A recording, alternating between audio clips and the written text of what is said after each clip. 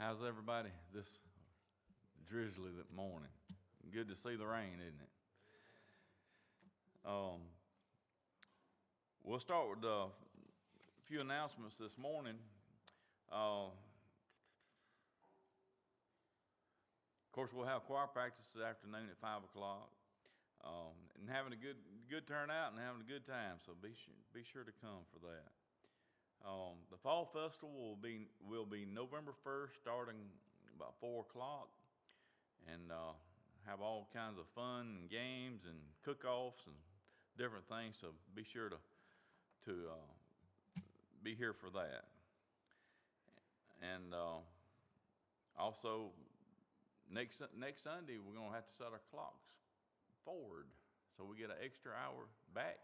Fall back. Spring forward, fall back. We get an extra hour of sleep. That's all that matters, isn't it? So we'll be setting our clocks back. Do we have any other announcements or anything this morning? What about prayer requests this morning? Anything? I think Miss Betty's got a balloon procedure on her sinuses coming up. She told us. Okay, Miss Betty Spites. Okay. We had my cousin. We've been asking a lot of prayer for. Mitch Anthony. He passed away Friday.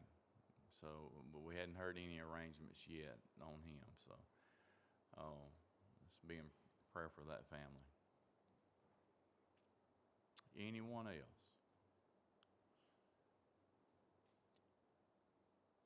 Said they met with Daryl's doctor and still don't know anything. They ruled out some more things. He thought he had a pinched nerve in his neck. He does have some pinched nerves, but nothing that will cause his vision problems. So we still got to do some more tests Okay. and see what they show and go from there. Okay. Did a brain scan, didn't find nothing.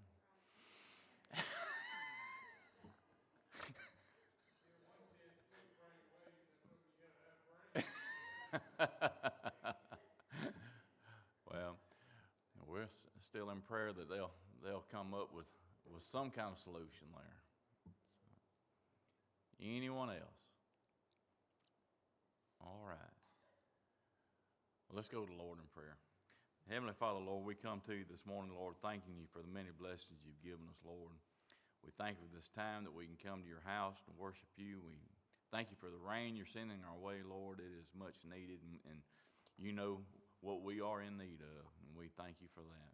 And Heavenly Father, we just want to lift up the ones that are mentioned here today, Lord, the ones that, that are on our prayer list, the ones that have lost loved ones, Lord. We just lift them up to you and just ask that you would just touch them, God, and just show your hand of mercy and protection on them, Lord.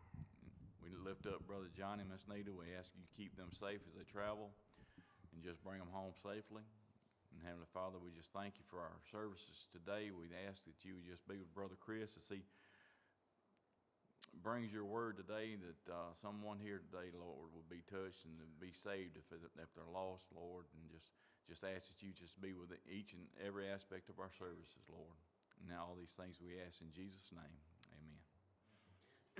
All right, let's take our hymnal this morning and turn to page 304. 304.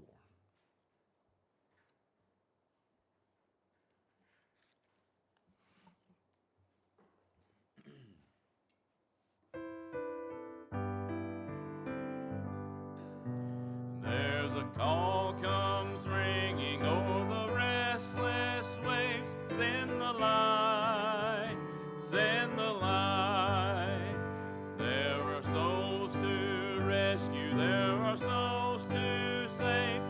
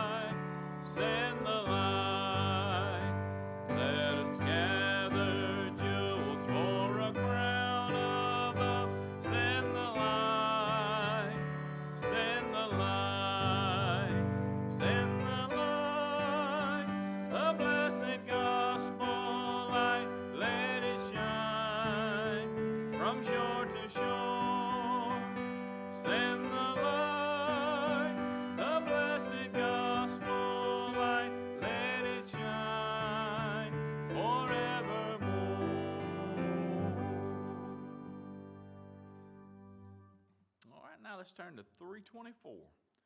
324. And after this song, it's good to have Brother Chris filling in this morning. I look forward to hearing what he has to bring this morning. So, brother, you come after this song. 324.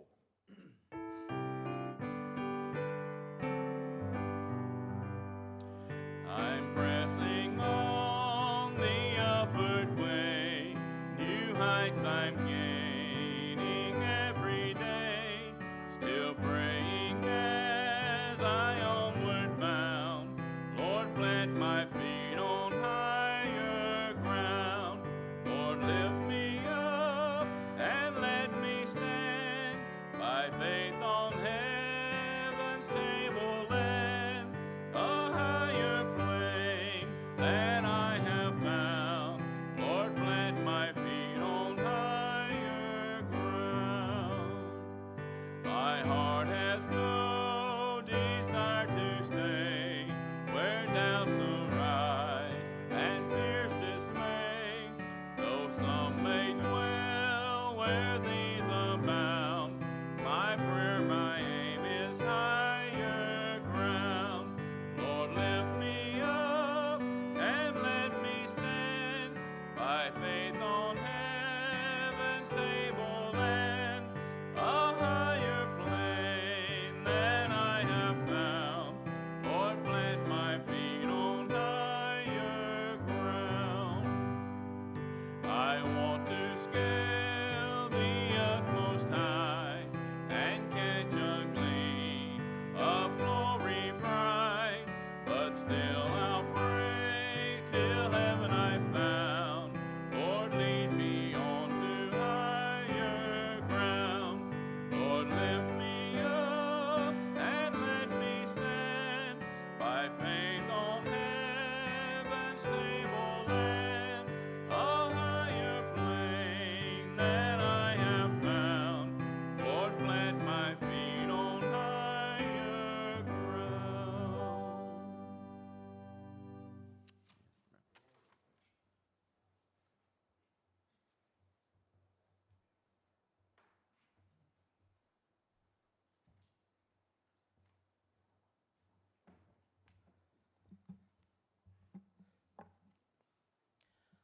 Once again, good morning. I hope everyone are doing good in spite of the rainy Sunday morning. So I thank the Lord for this great opportunity that I will be able to bring the Word of God this morning, and I thank Brother Johnny that he gave me this opportunity to fill in this pulpit to preach the Word of God. So I prepared a two-series sermon in the theme of discipleship today. So the first sermon is about the mission of the church, and that is discipleship. And the second sermon is about how Jesus calls his disciples, and or how Jesus make his disciples. So if you have your Bible with you, I invite you to turn with me to Matthew chapter 28. I know this passage or this verse is a very familiar verse, and I'm sure most of you memorize this verse. But I want to keep your Bibles in your hand, because we are going to look at a number of passages together this morning as we focus on one great themes in Jesus' Great Commission. Matthew chapter 28 is the passage that comes first to us, or comes first to our mind when we think about evangelism, or when we think about outreach, and that is really appropriate, right?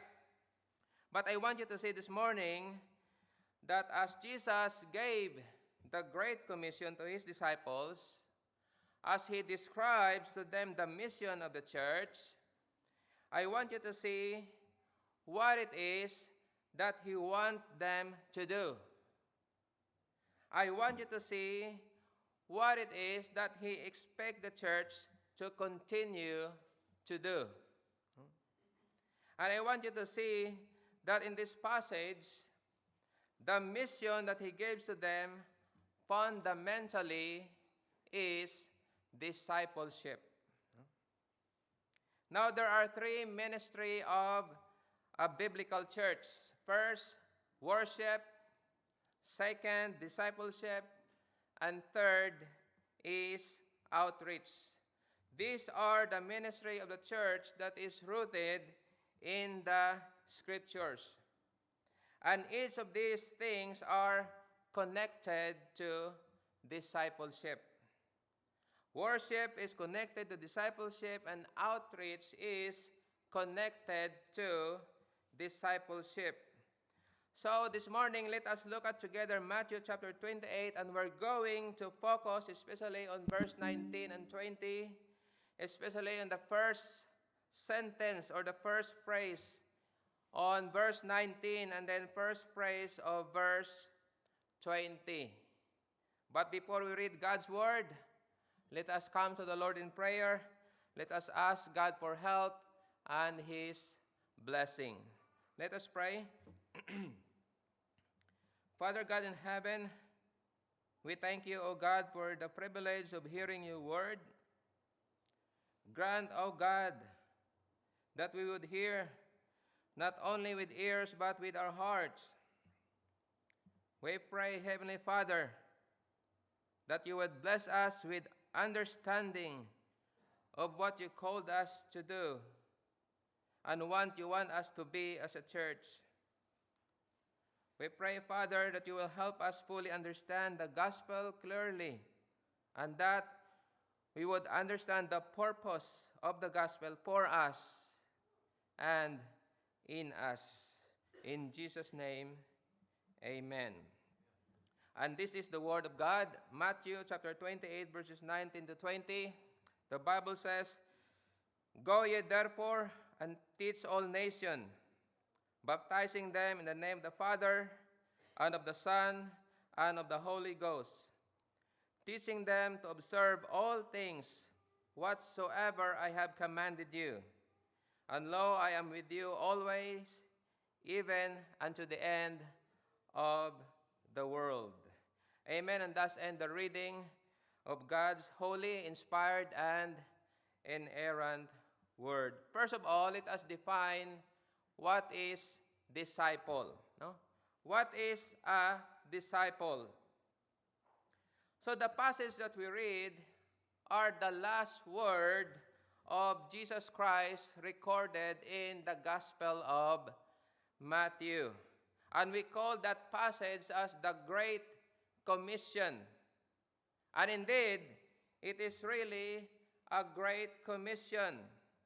So in this passage, Jesus is clearly telling us what is the mission of the church. And we know that specifically because he tells his disciple to make disciples of all nations. If Jesus tells his disciples to make disciples of all nations, that means as a church, we have mission work. No? We exist as a church because there is a mission work to do. Then he tells them to baptize them in the name of the Father and the Son and the Holy Spirit. And that means a church become a nursery where disciples are made, where disciples are being nurtured. That is why worship, discipleship, outreach are very important in the life of the church. Without those, the church will continue to die down and it will not flourish. So this morning, I want you to focus specifically on this question: what it is that Jesus is asking his disciples to make. No? What it is that Jesus is asking his disciples to make. Notice the answer to that question in verse 20. Jesus said, teaching them to observe all things whatsoever I have commanded you. And we can see in that answer of Jesus Christ that Jesus Christ gave us a description of a disciple. In that answer, we can see that Jesus Christ gave us a description of a disciple. He is telling us what really a disciple. And according to him, a disciple is someone who does all that he have commanded. You see that? According to our Lord Jesus Christ, a disciple is someone who does all that he have commanded. And we can learn from the gospel that Jesus has one only desire. He has only one desire, and that desire is to do the will of his Father. Now listen, that desire is a characteristic of a disciple. Because, listen to this, a disciple, a real disciple, want to do his master want him to do. Actually, if you look at the Bible, Jesus talked about it over the course of his life and ministry.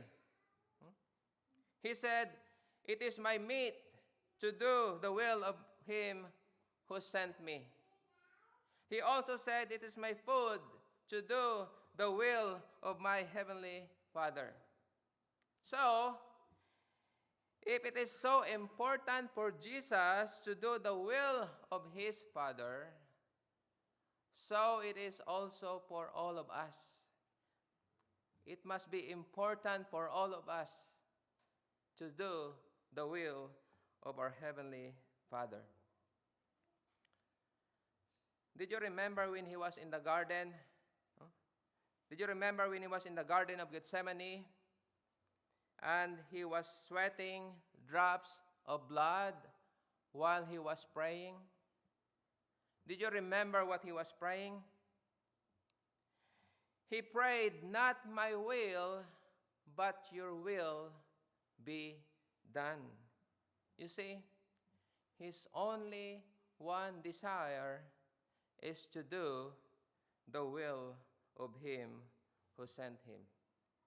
Even it was going to cause him torture.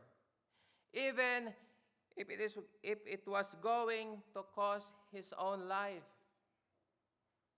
That is the characteristic of a true disciple. He want to be like his master. He want to be like his master. And also, do you remember when they were in the upper room and one of his disciples asked him, one of his disciples said, well, Lord, show us the Father and it will be enough. And did you know what Jesus' answer was? Jesus said, you've been with me for a long time, and you still don't know what the Father is like. Because if you've seen me, you've seen the Father. Jesus is telling us this morning, if you want to know what God is like, look at Jesus. Because he wants to be like his Father. He hates what his Father hates. He loves what his Father loves. He loves to do the will of his Father. So this morning in our text, this is what Jesus is saying to his disciples. Jesus is saying to his disciples, I want you to make disciples who are like me. They love to do the will of my Father. They love to do my commands. And let us look at again in our text in verse 20. Jesus said in verse 20, teaching them to observe all things whatsoever I have commanded you. If you can notice on that verse, it is not just teaching them, or it is not just teaching them all Jesus commanded. But listen to this, teaching them to what? To observe all things that he had commanded. The language there, brothers and sisters in Christ, reflects all the teaching that you find in the gospel that Jesus gave us about being hearers and doers of the word of God. And turn with me all the way back to Matthew chapter 7. In Matthew chapter 7, he is concluding the Sermon of the Mount. And look at what he says in verse 24. Matthew 7, verse 24. He said, therefore, whosoever heareth this saying of mine, and doeth them, I will like him unto a wise man which built his house upon a rock. This verse emphasizes the importance of hearing and doing his word. The question is why? Because a disciple wants to do his master's will. A disciple loves to hear the words, but not only loves to hear the word, he loves to do or obey his word. That is a disciple. He loves to obey. He loves to obey the words of his master. So as a disciple wants to obey the command of his master. That is why here Jesus tells his disciples, go, make disciples and teaching them to observe that I have commanded you. Now that teaching of Jesus comes all the way back to Genesis. No? All the way back to Genesis. Now I have the question for you all. Not only for those who are in our class who are studying Genesis right now, but to all of us here this morning.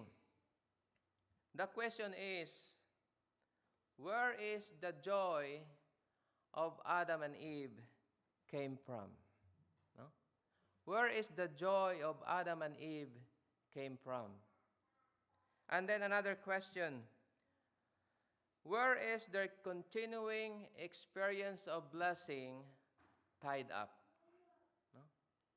Where is their continuing experience of blessing tied up? The answer is, their joy comes from doing the command of their Father. Their continued experience of blessing is tied up in doing the command of their Father because, listen to this, the command that God was given to them was a blessing, not a burdensome. And when Satan tempted them, remember, Satan tempted them that the way to experience joy and satisfaction and fulfillment and godlikeness was to disobey what God had said, to disobey what God had commanded. And then, what was the result of their disobedience? What was the result of their disobedience? they plunged themselves and the entire human race into sin and misery.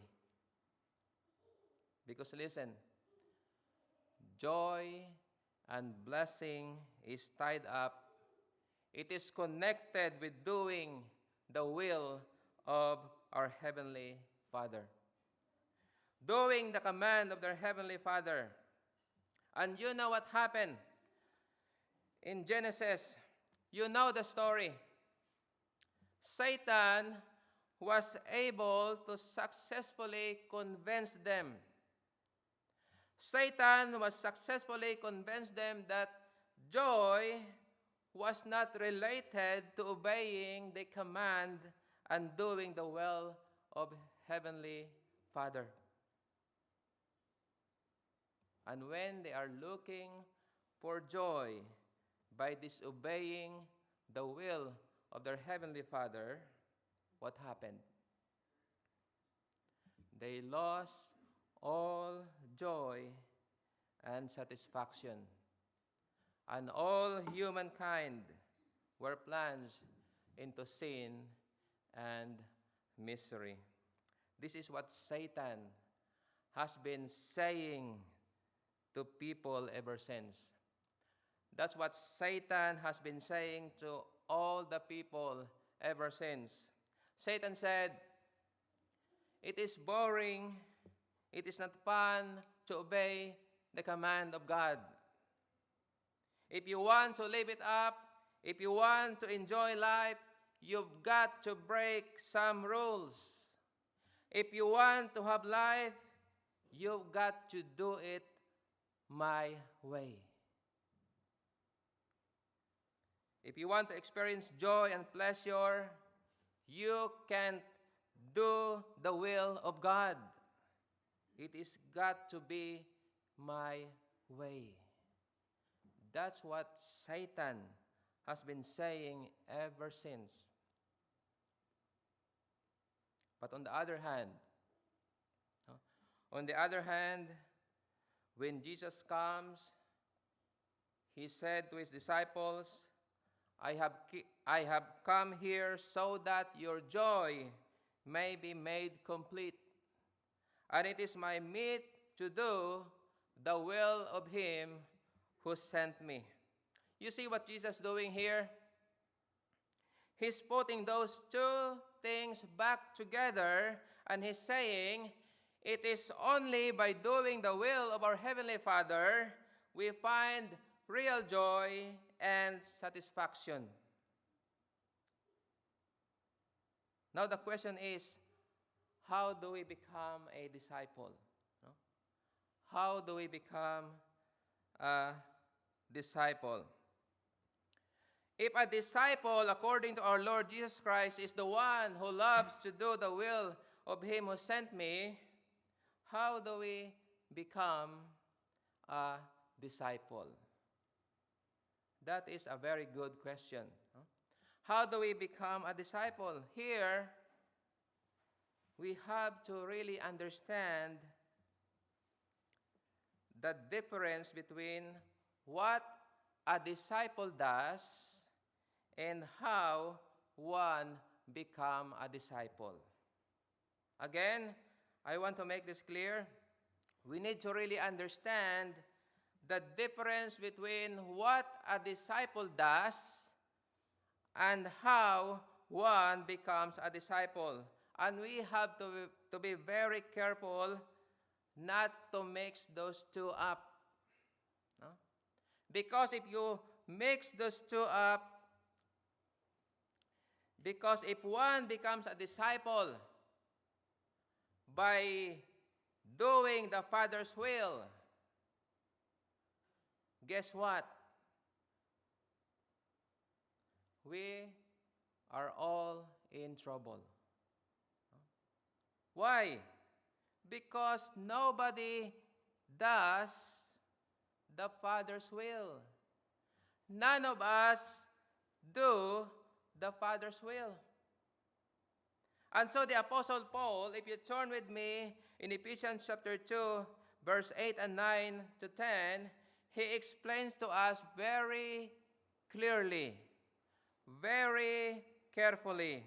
This is what Paul said in Ephesians chapter 2, verses 8 to 10. The Apostle Paul said, "For by grace are ye saved through faith, and that not of yourself, it is the gift of God, not of works, lest any man should boast. For we are his workmanship, created in Christ Jesus unto good works, which God hath before ordained that we should walk in them." Here, listen to this. In this passage, the Apostle Paul explains the relationship between God's grace and our works, between God's grace and our obedience to God's command, between God's grace and our wanting to do the will of our Heavenly Father and wanting to be like Jesus. And the relationship is like this. Listen, it is not that if you want to be like Jesus, if you will do the will of God, if you will do long enough, hard enough, consistent enough, then God will give you grace and then you will be saved. That is not what the Apostle Paul is saying here.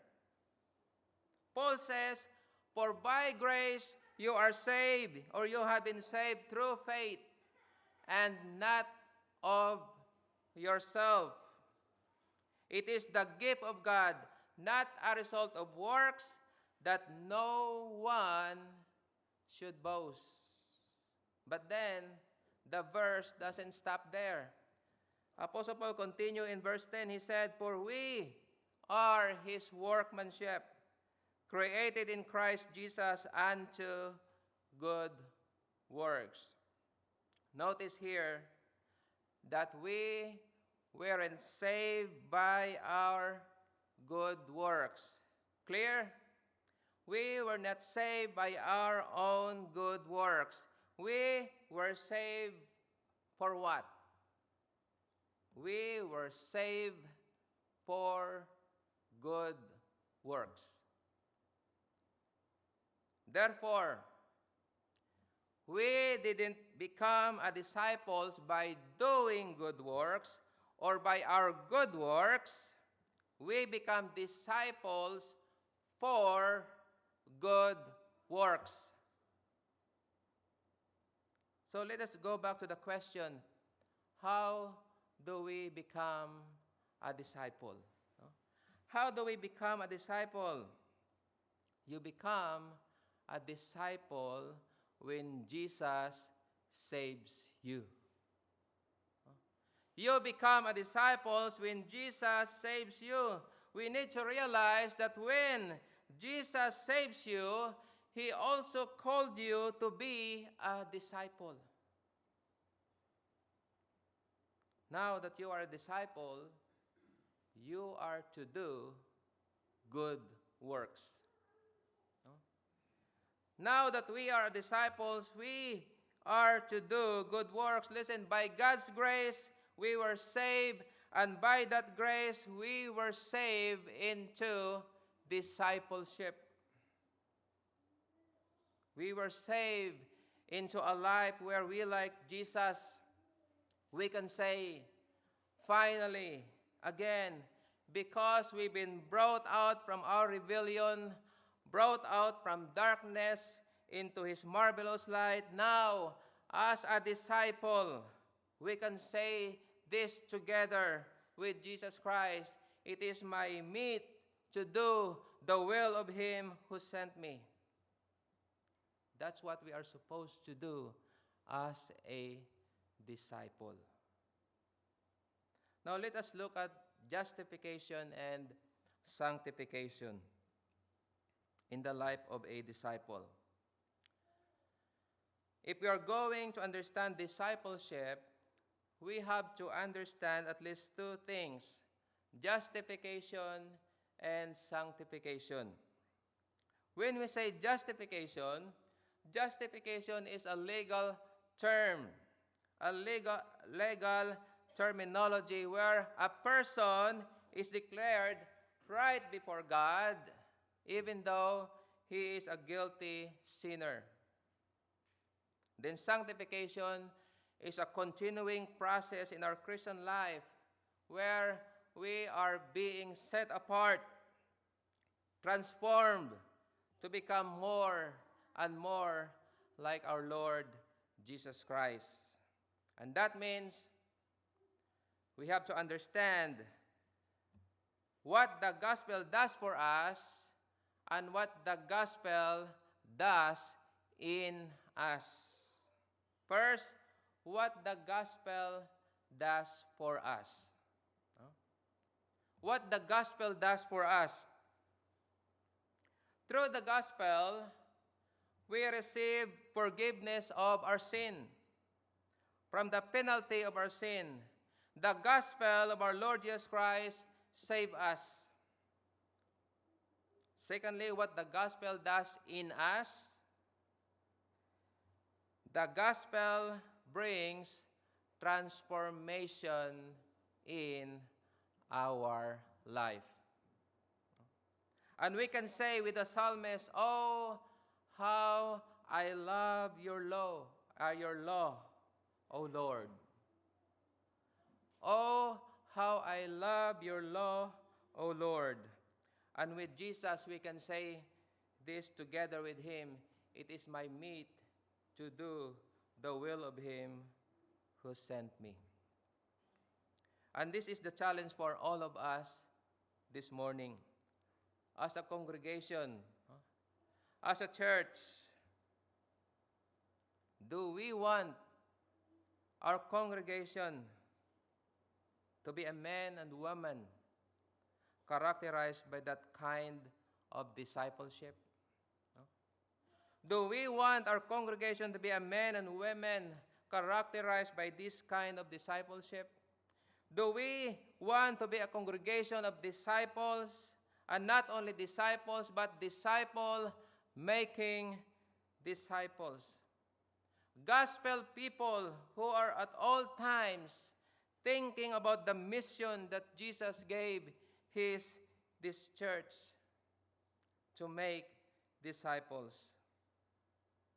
The command that Christ has given to us is to make disciples. Not just converts, not just numbers, not just church members, but disciples, people who love, who want to do the will of him who sent me, who love to do the will of our Heavenly Father. They not only knew it, they love to do it. They want to do it.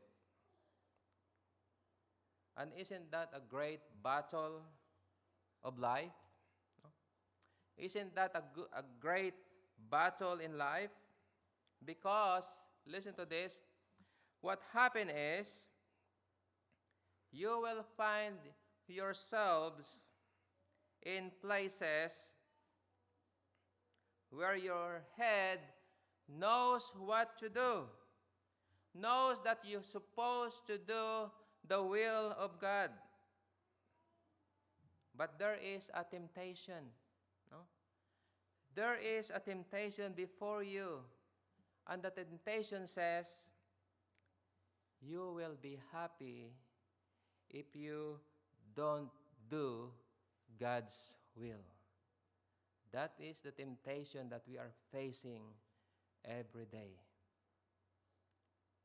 And the great challenge of life in that moment is to say, oh no, the only joy and lasting treasure is to do the will of my Heavenly Father. The only joy and lasting treasure are for those who say, it is my meat to do the will of him who sent me. Let us pray.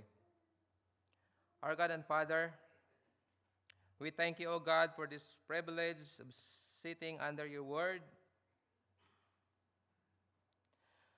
And we know that as you sit under your word, not just so that we know more stuff about you, so that we understand the gospel more clearly.